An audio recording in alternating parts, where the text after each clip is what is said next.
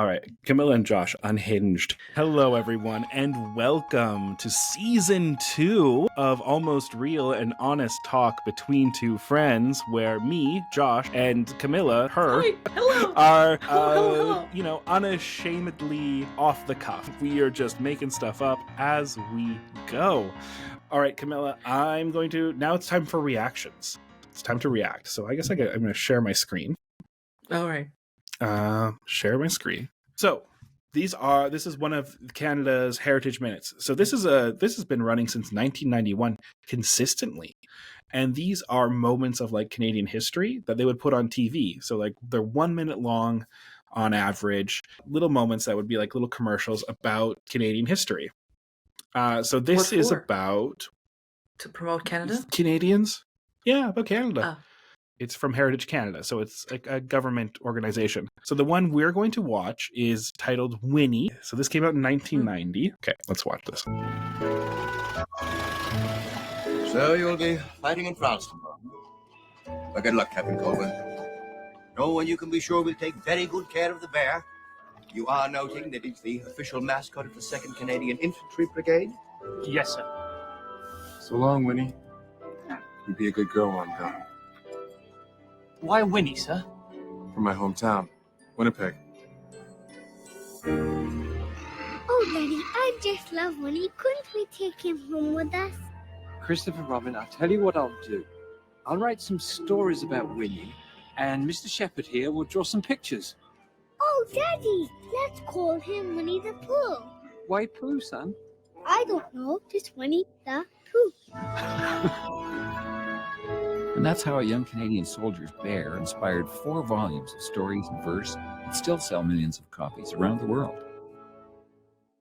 Well, that's lovely. I loved it. They're great, right? So they have tons and tons and tons of these. But yeah, tell me, did you learn anything? I did not know that Winnie the Pooh is Canadian. Well, sorry. Technically, he's not. The bear that inspired Winnie the Pooh is Canadian. Yeah. Okay, yeah, that makes sense. Yeah, okay. Yeah, because I was a bit confused. My knowledge contradicts it with what with the truth. So that the idea that A.A.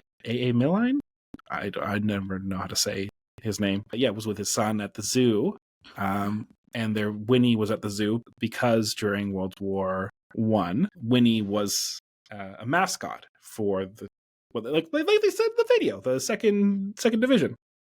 Mm-hmm. And Winnie was rescued as a cub by the guy we see at the beginning. I don't know his name, the guy from the beginning, and then brought over, but he couldn't take him to the front line to fight during World War I. So left them there to be taken care of in England. Yeah, I was a bit confused with what they were feeding the bear at the beginning because it looked like a cigarette. I was like, what the hell was that? Oh, that was I'm like pretty something sure it's white. honey. It was something. Maybe it was a spoon. It was on like a stick. It was on like a stick. It's like yeah. It's probably like honey from a little can there. Yeah. Okay. No, it was cute. Yeah, I was like, it's gonna be weird as hell, but no, it was absolutely cute, nice, and I don't know, I liked it. I want to go to Canada now. They're great. They're these Heritage Minutes. Every Canadian's going to know about them because growing up watching TV, they would always come on. They have been parodied in like other Canadian things, like Canadian comedy shows and stuff like that. One of my favorite ones is, I think it's From This Hour Has 22 Minutes, which is like a Canadian parody news show. And they do one of these heritage moments, and it's about Canada at the Olympics, how we always finish 4th. We never get gold, we never get bronze or silver. We're always finishing just outside of the medals, part of our heritage. Yeah, it shows that we can laugh about ourselves. Yeah, it's actually really nice. Yeah. So next up, I have 2 commercials for you to watch. I think we'll just watch them back to back because they're both from the same beer company. I'll get them set up here. So this is from Molson Canadian. One of them came first, and then one of them came second. I don't see anything. Share the tab, please. Yes, I will. I haven't shared my screen yet. All right. Share. I was like, screen. please share. Let's I share love the this. videos. Again, this is also from the 90s. I am Canadian. All right. Hey, I'm not a lumberjack or a fur trader. I don't live in an igloo or eat blubber or a dog sled. And I don't know Jimmy, Sally, or Susie from Canada, although I'm certain they're really nice. I have a prime minister, not a president. I speak English and French, non-American, and I pronounce it about, not the boot. I can proudly sew my country's flag on my backpack. I believe in peacekeeping, not police. Diversity, not assimilation. And that the beaver is a truly proud and noble animal. It is a hat. It's a million quote. And it ain't pronounced dead. Not D-Z. Canada is the second largest landmass, the first nation of hockey, and the best part of North America. My name is Joe, and I am Canadian. All right. Let's see this one. So same company, same sort of marketing push, the same I am a Canadian thing. Canadian, please. Ooh, Mr. Canadian. Mr. Canuck. Where's your pet beaver?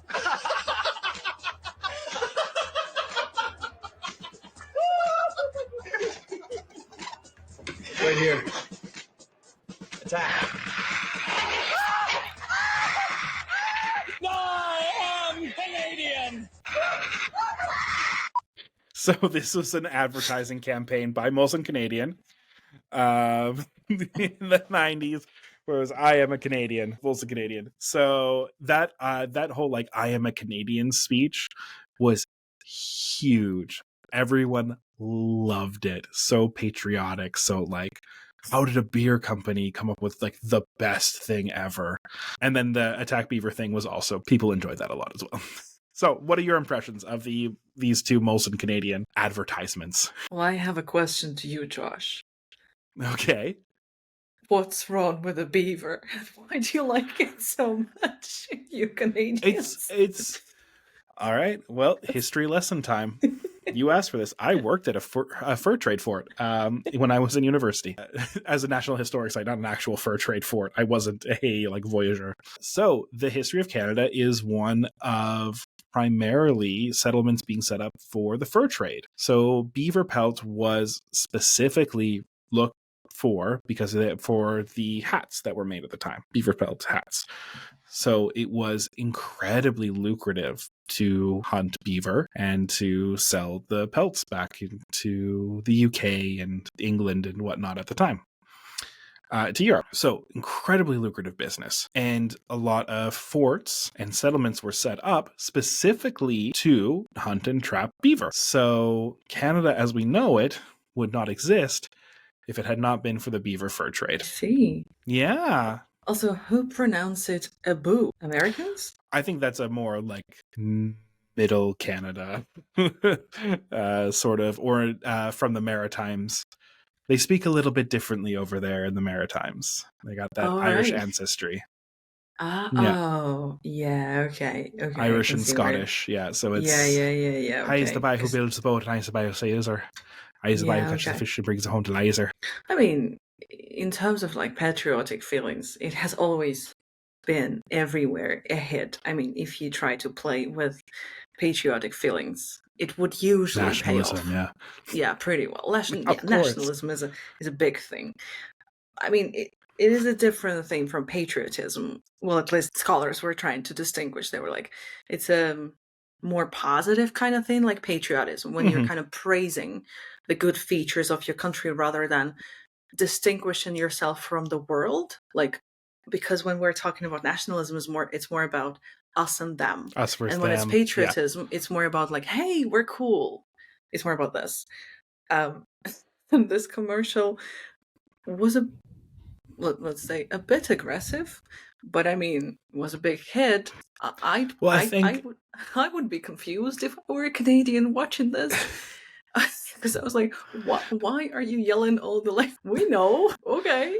Well, here's the thing. There's so much of Canada's identity is tied up in not being America. Yeah. Right? And so much of, because we're a small, relatively small country, large landmass, but small population, right?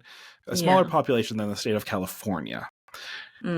So the US is quite a lot larger, quite a lot more of a cultural impact, right? The US is a behemoth, especially compared to Canada. We're just a small little country trying to do our best. So that sort of identity of like, we are our own individual country. We are not the US. We have different things. I think Canadians often are like, we're lumped in with America. And we don't feel like there's a ton that we can be proud of. I mean, we desperately search. Like, if you are ever watching a film with a Canadian and it's filmed in Vancouver, that's Vancouver, that's Toronto, that's this place, that's Canada.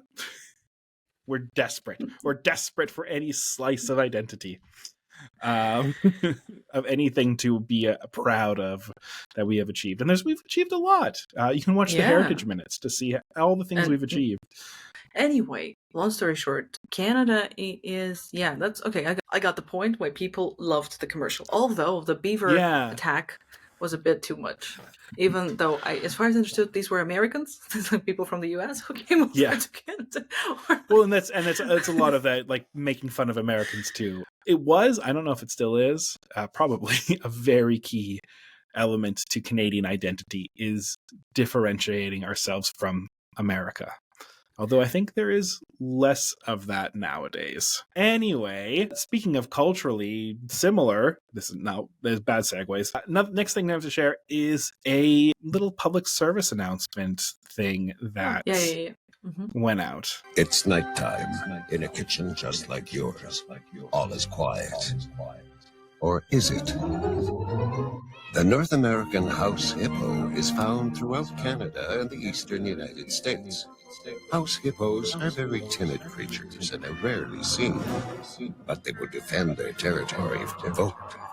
They come out at night to search for food, water, and materials for their nests. The favorite foods of the house hippo are chips, raisins, and the crumbs from peanut butter on toast. They build their nests in bedroom closets, using lost mittens, dryer lint, and bits of string. The nests have to be very soft and warm. House hippos sleep about 16 hours a day. That looked really real, but you knew it couldn't be true, didn't you? That's why it's good to think about what you're watching on TV and ask questions, kind of like you just did. A message from Concerned Children's Advertising. So, I did not expect that twist. Did you believe that there were tiny little hippos? I did not expect that twist. I did not know where it was leading. I was so confused by this little hippos, and I did not expect what I heard at the end. And to be honest, that's so cool, because hippos are fascinating. This tiny hippos, who is smaller than a cat, I looked at it, and I looked at it until the end, and I would have, even if I was not filming the podcast with you. Filming a podcast. That's the thing. That's the thing we do. Yeah. Wow.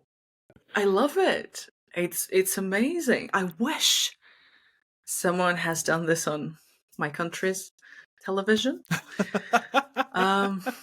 It's great. Loved it. Oh my god, I want to move to Canada. Love everything. They don't except for run the that beavers. commercial anymore. Still, beavers were a bit too much. Oh, the attack beaver? Yeah, it was a bit too much. I don't want to train a beaver to attack someone else. That does take up a lot of time. But it is a safety thing. So, it does make sense. Well, I'm glad you really like the house hippos thing. That, again, it's so uniquely Canadian. Every child, like every millennial child, is going to know about the North American house hippo. But that's great. That's great. I really loved it. They did do a really good job with that. Holds up quite well. Good message too. And speaking of good messages, the last thing I have to show you is another public service announcement. This is also quite notorious, I will say, as far as public service announcements go. It's for children. I won't get too much into it. I'll let you watch. So let me show you this. Okay. Why do you think your mommy or daddy are always telling you, don't put that in your mouth? Let's find out. Hi, kids. Why are we on television anyway? We're here to tell a little story about why you shouldn't put things into your mouth when you don't know what they are, and why you should never take anything a stranger tries to give you. Why not? Because if you ate somebody else's medicine, some bad food, or some poison, you could get very sick. Ugh, I don't want to be sick. And that's why before you eat anything, you should always ask someone you love if it's okay. Okay, I love you. Can I eat the guitar? No, but you can help me sing a song about eating things that don't belong inside you. Okay, I wasn't really hungry anyway. Well, wait, maybe a little bit. Okay, everybody, if you see something that you want to eat, before you do anything, remember this song. Don't you put it in your mouth. Don't you put it in your mouth. Don't you stuff it in your face. Don't stuff it in your face. Though it might look good to eat. Though it might look good to eat. And it might look good to taste. And it might look good to taste. You could get sick. Yuck. Real quick. Ick. Real sick. Real ick. Don't you put it in your mouth. Till you ask someone you love. That's right, sis. If it's okay to eat. If it's okay to eat. Like a muffin or a beet. Like a muffin or a beet. If you don't know just what it is. Remember, boys and girls. Don't put it in your mouth. Hey, what am I doing? I don't even like beets. Then don't put it in your mouth. Bye-bye, everyone. Remember, boys and girls, never take anything from a stranger, and don't put things in your mouth when you don't know what they are. If you eat somebody else's medicine, or some bad food, or some poison, you could get very sick. Yeah!